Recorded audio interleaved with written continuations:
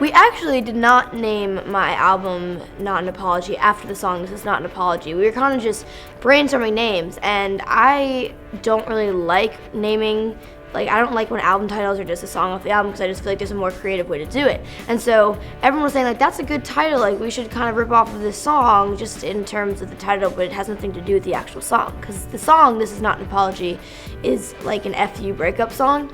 And so for the longest time I was trying to come up with something else, and I had all these ideas, and they were just way too long, and they didn't make any sense, and it was just kind of whole thing. So then eventually I was like, what if we just shorten it to Not an Apology, and we make it its own thing? And I just think that works for a lot of different aspects of my personality, because I would never allow someone to make me feel like I was in the wrong for doing something that was not my fault, and I would never apologize for doing anything just because I felt like someone else was making me, guilting me into it. And I speak my mind all the time, and I never apologize for it, because I think that very few people do that, and it's good. It's a very healthy thing to do most of the time, and I think it's a good lesson to teach young girls. We're Taking Over is a really awesome song because Demi Lovato wrote it, and she's an amazing songwriter.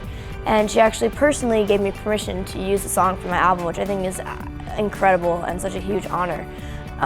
But it's a great song because it basically says, this is a song for the underdogs. This is a song for the people that don't normally get songs. And it's kind of encouraging them and encouraging people to be different and saying it's okay. And eventually, we're the coolest ones, basically. The ones that are different and the ones that are awesome. And those are the people that are really going to take over the world, basically.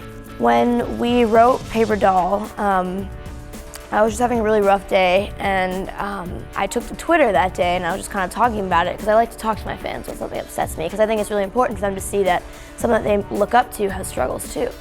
And I was seeing a lot of responses from my fans, and a lot of it was having to do with them being bullied and saying that I helped them to be strong. And I thought it was really important that we write a song about it. And so when I went in the studio that night, I told the other writers in the room, and I was like, this is what I want to write right now. And I was also a little sick that night, which I think actually made Paper Doll one of the coolest sounding songs on the entire record, because I already naturally have a pretty raspy voice, but it sounded even raspier because I was sick.